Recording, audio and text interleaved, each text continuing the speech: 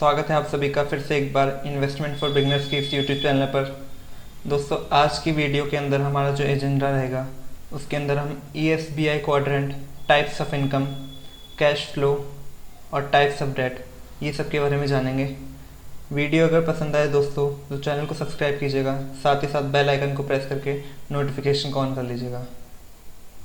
तो आइए चलते हैं हमारे पहले ESBI क्वाड्रेंट की तरफ, जिसमें E stands for employees, S stands for self employed, B stands for big business, I stands for investors.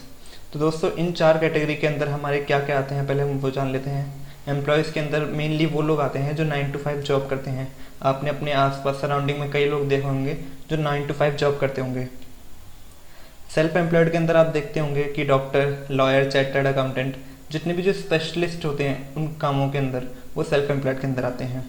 Business के अंदर like doing a business with 500 और मोर पीपल, जितने भी होगा, चाहे अपनी इंडिया के अंदर देखें तो बड़ी बड़ी कंपनीज, रिलायंस हो गई, इन्फोसिस हो गई, TCS हो गई। बाहर के अंदर देखा जाए तो अमेजोन, फेसबुक, फ्लिपकार्ट वगैरह जितनी भी है ये सारी कंपनी।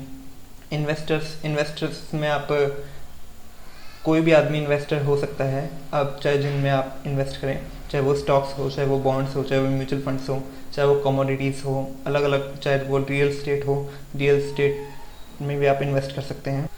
दोस्तों, आपने इन चार क्वाड्रेंट के बारे में तो जान लिया, लेकिन आइए अब जानते हैं कि किस क्वाड्रेंट में रहने वाले पर्सन को कितना टैक्स पे करना पड़ता है।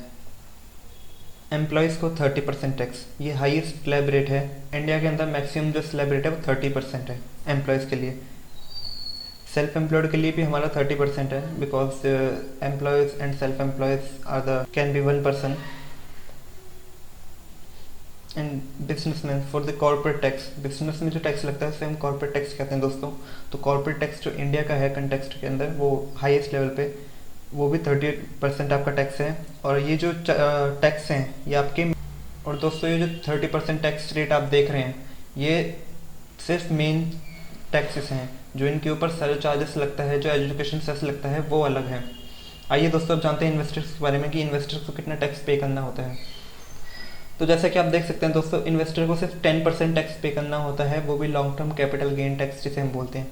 अगर आप किसी भी अपनी इन्वेस्टमेंट को 1 साल से ऊपर के लिए अपने पास रखते हैं तो आपको सिर्फ 10% टैक्स पे करना पड़ता है।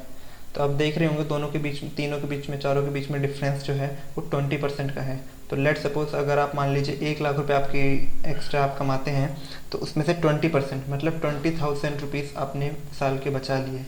तो over a period of time जब ये देखते हैं कंटेक्स्ट तो बहुत बड़ा लैक्स करोड़ के अंदर इसकी फिगर जाती है।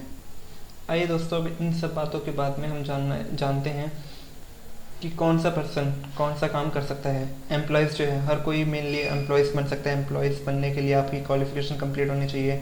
जिस फील्ड के अंदर आप जा रहे हैं आप वहाँ के एम्प्लॉय बन सकते हैं। सेल्फ एम्प्लॉयड के लिए आपकी जिस फील्ड के अंदर आप जाना चाहते हैं वहाँ की आपके पास क्वालिफाइड डिग्री होनी चाहिए, आपके पास स्किल्स होनी चाहिए, आपके पास डिग्री होनी चाहिए वहाँ की, जब भी आप बन सकते हैं। डॉक्टर बनने के लिए आपको डॉक्टर की डिग्री लेनी पड़ेगी। लॉयर बनने के लिए आपको LLB करना पड़ेगा। चार्टर्ड अकाउंटेंट के लिए आपको CA की डिग्री लेनी पड़ेगी। दोस्तों, बिजनेस जो है वो कोई भी पर्सन कर सकता है, चाहे वो अमीर हो, चाहे गरीब हो, चाहे उसकी एजुकेशन बहुत अच्छी हो या एजुकेशन ना होते हुए भी वो एक बिज़नेस कर सकता है। छोटे से छोटा आदमी, बड़े से बड़ा आदमी बिज़नेस कर सकता है। आपने कई लोगों को देखा होगा, चाहे वो ज़ीरो से उठ के 100 लाख करोड़ मिलियन बिलियन के अंदर आज जो है जितने भी लोग, वो कहीं ना कहीं से उन्होंने अपनी ज़ीरो से ही स्टार्ट की थी, शुरुआत की थी। And next is the investor के लिए एज सच आपको कोई डिग्री की इम्पोर्टेंस नहीं है, नीड नहीं है। इम्पोर्टेंस तो कह सकते हैं लेकिन नीड नहीं है। अगर आप इन्वेस्टर बनना चाहते हैं तो सिर्फ आपको शेयर मार्केट्स की, बॉन्ड्स की या फिर कंपनीज की समझ होनी चाहिए। अगर आपको इन सब की नॉलेज है तो आप सफल निवेशक आराम से बन सकते हैं। तो आइए दोस्तों चलते हैं, बढ़ते हैं हमारे अगले पॉइंट की ओर, जो है types of income.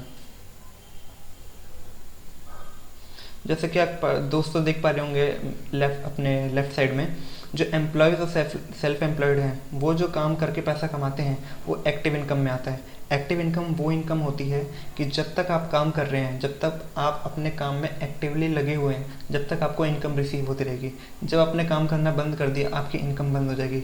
Let suppose कभी आप छुट्टी पे चले गए तो आपकी इनकम कम हो जाएगी। आपने कभी घूमने का प्लान बना लिया तो वहाँ आपका काम रुक गया तो आपकी इनकम बंद हो जाएगी। आपकी तबीयत खराब होगी, सिक लीव आपने ले ली तो आपकी इनकम कम हो जाएगी। इस तरह की इनकम को हम एक्टिव इनकम कहते हैं कि जब तक कोई पर्सन इनकम के लिए काम कर रहा है, जब तक कि उसे एक्टिव इनकम रिसीव होगी। नेक्स्ट आता है हमारा दोस्तों पैसिव इनकम। पैसिव इनकम आप देख रहे होंगे कि आपको दो जो अपने राइट हैंड साइड में है बिजनेस और इन्वेस्टर, उस तरह की इनकम से आपको पैसिव इनकम होती है। बिजनेस, लेट सपोज कि आपके दिमाग में एक माइंड के अंदर एक आइडिया आया कोई, उस आइडिया को आपने एग्जीक्यूट करके एक बिजनेस अपना बिल्ड किया, इन पैसे वगैरह इन्वेस्ट करके, टाइम इन्वेस्ट करके। अब उस बिजनेस को आपको कुछ ही टाइम देना पड़ेगा। कुछ टाइम के अंदर जब वो बिजनेस बड़ा हो जाएगा तो अगर आप कल को उससे थोड़ा कल आए कहीं वेकेशन पे भी जाते हैं तो उस बिज़नेस के लिए आपको इतनी कोई एज सच टेंशन लेने की ज़रूरत नहीं रहेगी, क्योंकि वो बिज़नेस रिकरिंग नेचर से आपकी इनकम ग्रो करता रहेगा। साथ ही साथ इन्वेस्टर भी दोस्तों ऐसा ही होता है। इन्वेस्टमेंट के अंदर आप एक बार अगर शेयर मार्केट के अंदर किसी अच्छे शेयर के अंदर पैसा लगा देते हैं तो आपको उसको देखने की ज़रूरत नहीं होती, वो टाइम टू टाइम अपने आप ही ग्रो होते हुए आपकी इनकम को बढ़ा देता है और उसे हम कहते हैं पैसिव इनकम। ठीक है दोस्तों, अगर इस स्लाइड के अंदर आपको कोई भी डाउट रहा होगा तो आप कमेंट करके हमसे पूछ सकते हैं। नेक्स्ट आता है दोस्तों हमारा कैश फ्लो। कैश फ्लो के अंदर आता है हमारा फर्स्ट स्टेटमेंट जो होता है इनकम। इनकम दोस्तों मैं बता दूं कि मेनली जो वही होती है कि जो हम कमाते हैं। इनकम के अंदर हमारे कौन कौन से पार्ट आ सकते हैं? सैलरी हो सकती है, किसी सैलरी वो हमारी इनकम होती है। रेंट से आने वाली इनकम हमारी रेंटल इनकम होती है। इंटरेस्ट इनकम, मैंने किसी को लोन दे रखा है या आपने किसी को लोन दे रखा है, वहाँ से आपको इनकम मिली तो वो आपकी इंटरेस्ट इनकम हो गई। और भी बहुत तरीके की इनकम होती है। फिर नेक्स्ट आता है हमारा दोस्तों एक्सपेंस। एक्सपेंस आपको पता ही होगा कि हमारे जो खर्चे होते हैं, डेली एक्सपेंस हो गए या आपने कुछ लोन पे ले रखा है वो ईएमआईज हमें पे करनी होती है, और एज सच एटसेट्रा एटसेट्रा बहुत सी चीज़ें हैं एक्सपेंस के लिए। तो नेक्स्ट आता है दोस्तों हमारा एसेट्स। एसेट्स अगर लेमन लैंग्वेज में हम बात की जाए तो एसेट्स वो होती है जिससे कि आपकी पॉकेट के अंदर पैसा आता हो। लेट सपोज हाउस है, आपने हाउस लिया, हाउस से आपने रेंट पे दे दिया उस हाउस को, आपके पास इनकम आ रही है।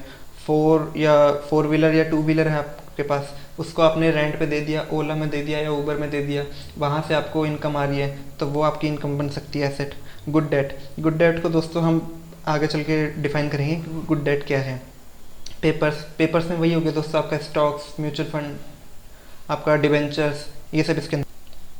नेक्स्ट है दोस्तों लाइबिलिटी। लाइबिलिटी की जैसे कि आपको पता होगा, लाइबिलिटी नाम से पता चलता है कि आपकी तरफ से कितने लोगों को देनदारी है, कि आपको कितने पैसे दूसरों को देने हैं। लेट सपोज सेकंड पार्टी को मेरे को 10,000 रुपये देने हैं, या थर्ड पार्टी को मैंने उससे लोन लिया था, मुझे बैंक को पैसे वापस करने हैं, तो वो सब आपके लाइबिलिटी के अंदर आता है। नेक्स्ट आपका लाइबिलिटी हाउस। लाइबिलिटी को हाउस के अंदर काउंट क्यों किया गया है वो आगे मैं बताऊंगा आपको दोस्तों। Four wheeler, two wheeler, bad डेप्ट। बैड डेप्ट वही हो गया कि आपने किससे कर्जा ले रखा है, आपको कर्जों को वापस करना है। तो एसेट्स और लाइबिलिटी मीन्स सिंपल है। एसेट्स मीन्स आपके जेब में पैसा आएगा, और लाइबिलिटी अगर आप पे होगी तो आपके पैसे जेब से पैसा जाएगा। ठीक है दोस्तों, तो अब आइए दोस्तों जानते हैं कि किस तरीके से पुअर, मिडिल क्लास और एक रिच क्लास जो पर्सन होते हैं उनका कैश फ्लो किस तरह से होता है। क्योंकि आप देखते होंगे मेनली जो पुअर क्लास पीपल होते हैं उनका डेली वेजेस के हिसाब से इनकम आती है, और वो अपनी इनकम को किस तरीके से खर्च करते हैं वो इसके अंदर हम जानेंगे। मिडिल क्लास फैमिली को सैलरी आती होगी, नहीं तो कोई सेल्फ एम्प्लॉयड होता होगा, तो उसे जो इनकम आती होगी वो कुछ सेव करता होगा, कुछ एक्सपेंस करता होगा और बाकी खर्च करता होगा बाकी जो है। थर्ड में आ गया आपका रिच पर्सन। रिच पर्सन की इनकम आती होगी, वो कुछ एसेट्स खरीदता होगा, कुछ अगर मेनली वो कुछ लाइबिलिटी में एक्सपेंस करता होगा तो थोड़ा बहुत, बाकी का अपना एक्सपेंस करता होगा, सेविंग भी करता होगा, इन्वेस्ट भी करता होगा बहुत कुछ। तो इस स्लाइड के अंदर हम जानते हैं आगे। दोस्तों जब कोई पर्सन जॉब करता है ना तो उसे first of all salary receive होती है जो कि उसकी इनकम बनती है। इनकम करने के बाद जब उसके पास इनकम आती है तो वो सोचता है मुझे एक्सपेंस करना है, क्योंकि डेली बेसिस के जो एक्सपेंस तो अपने करने ही होंगे ना। तो वो एक्सपेंस करते हैं। एक्सपेंस करने के बाद उनके हाथ में कुछ नहीं रह जाता, तो उन लोगों को मेनली हम बोलते हैं पुअर पीपल। देखिए जैसे कि वो वेजेस कमाते हैं, वेजेस से उनकी इनकम आती है, इनकम कमाने के बाद वो डेली बेसिस अपने खर्चे पूरे कर लेते हैं, फिर बाद में उनके पास कुछ नहीं रह पाता, और एंड में देखे तो वो सेविंग कुछ नहीं करते, तो मेनली वो पुअर ही रह जाते हैं, उनके पास कुछ पैसा नहीं रह पाता। सेकेंड दोस्तों, नेक्स्ट टाइप ऑफ पीपल आते हैं हमारे, वो लोग जो सैलरी अर्न करते हैं। सैलरी अर्न करने के बाद उनको सैलरी जो मिलती है वो उनके इनकम वाले कॉलम में आती है। इनकम आने के बाद वो सोचते हैं, वो अपने लाइबिलिटीज़ के ऊपर एक्सपेंस करते हैं, जिसमें चाहे वो अपना, लेट सपोज मैं मान लेता हूँ, अपने ऊपर एग्जांपल ले लेता हूँ कि मैं सैलरीड पर्सन हूँ, मेरी सैलरी आती है 50,000 रुपये पर मंथ। अब मैं सोच रहा हूँ कि मैं एक फ़्लैट ले लूँ जिसके अंदर मेरी फैमिली आराम से रहे, तो मैं फ़्लैट खरीदने के लिए जाता हूँ, मैं अपना लोन के ऊपर उठा के अपनी हाउस ले लेता हूँ। अब उस हाउस को देने के लिए, उस हाउस को ख़रीदने के लिए मैंने क्योंकि ख़रीद लिया, EMI पे मैंने अपना मकान करवा लिया।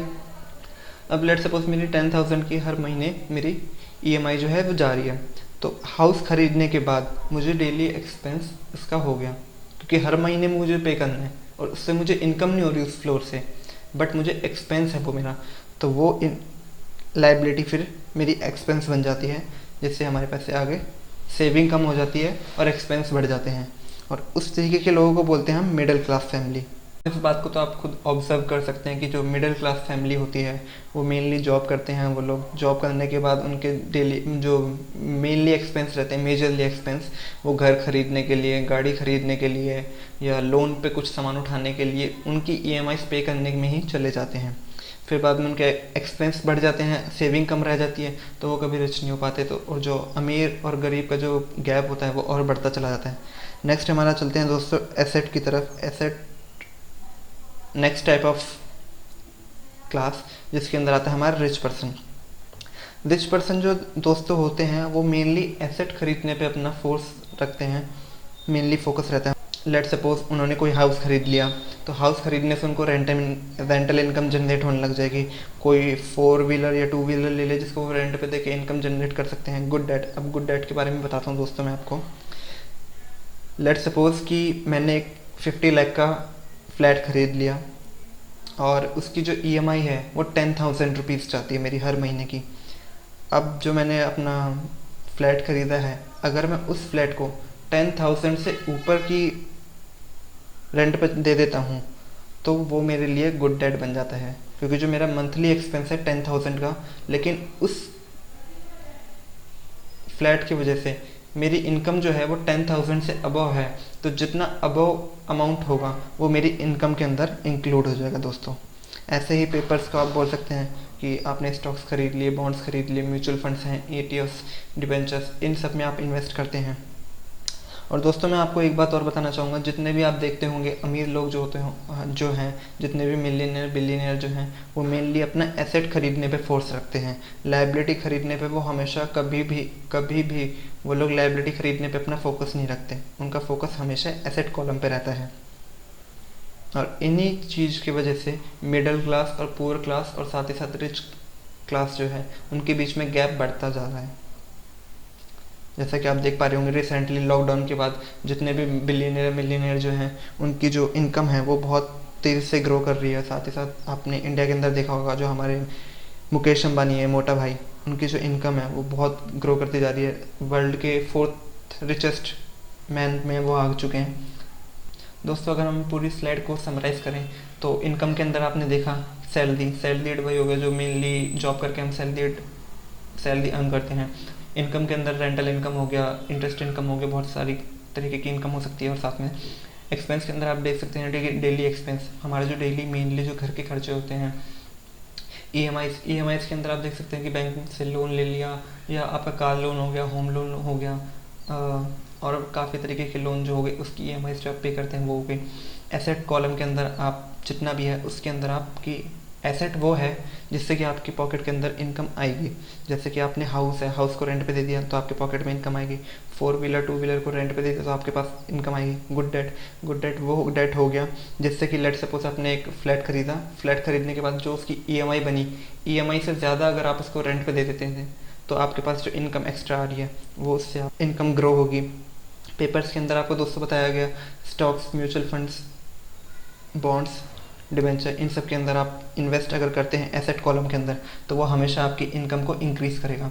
दोस्तों लाइबिलिटी साइड में आपने देखा कि जैसे हाउस, ये कॉलम आपका रह गया था लाइबिलिटी साइड के अंदर।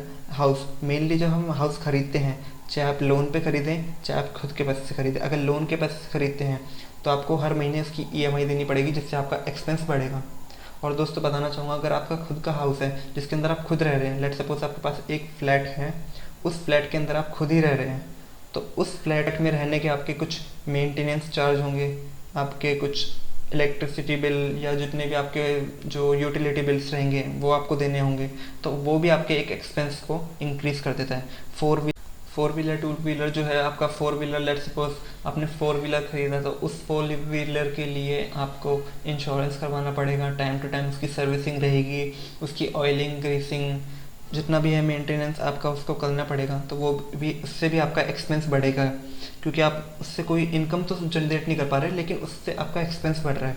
बैड डेब्ट में मैंने आपको बताया कि बैड डेब्ट यहाँ पे वो वाला मतलब नहीं है कॉमर्स, अगर कॉमर्स स्टूडेंट के बच्चे कोई वीडियो देख रहे हैं तो इसको उससे रिलेट ना करें कि वो पैसा जो डूब गया, वो बैड डेब्ट अलग होता है। यहाँ से मैंने इसे कंपेयर किया है, गुड डेब्ट और साथ ही साथ बैड डेब्ट। गुड डेब्ट वो हो गया जिससे आपको इनकम जनरेट हो रही है, बैड डेब्ट वो हो गया जिससे आपकी इनकम कम हो रही है। बैड डेब्ट अगर आप करते हैं कि आपने होम लोन पे कोई चीज़ ले ली, तो उससे आपको जो EMI पे करनी पड़ रही है, उससे आपकी एक्सपेंस बढ़ रहे हैं, उसे हम इसकी कैटेगरी में ले सकते हैं। जॉब करने वाले पर्सन जो होते हैं वो अपनी पूरी इनकम को एक्सपेंस पे खर्च कर देते हैं, जिससे उनके पास कुछ नहीं बच पाता और वो सेविंग नहीं कर पाते। जो मिडिल क्लास फैमिली होती है वो अपनी इनकम कमाते हैं, इनकम करने के बाद वो अपनी लाइबिलिटीज़ को खरीदते हैं, जैसे हाउस हो गया, टू व्हीलर हो गया और भी बहुत सी चीज़ें जिनसे उनके आगे एक्सपेंस बढ़ने होते हैं। एक्सपेंस बढ़ते हैं, एक्सपेंस बढ़ने के बाद उनकी इनकम कम रह जाती है, परचेसिंग पावर कम रह जाती है, जिससे कि वो सेविंग कम कर पाते हैं। नेक्स्ट हमारा जो रिचेस्ट क्लास पर्सन था वो एसेट्स पे अपना ज़्यादा फोकस करते हैं। एसेट में इन्वेस्ट करने के बाद उनकी इनकम ग्रो होती है, लेकिन उनके एक्सपेंस मेनली उतने ही रहते हैं। तो दोस्तों इस वीडियो में यहाँ तक, अगर वीडियो पसंद आई हो तो हमारी लाइक कीजिएगा, साथ ही साथ कमेंट करके आप अपना फेवरेट पार्ट और साथ ही साथ आपकी कोई क्वेरी हो तो आप हमसे शेयर कर सकते हैं। तो दोस्तों आज तक की वीडियो से यहीं तक, मिलते हैं अगली वीडियो में आपसे। जय हिंद।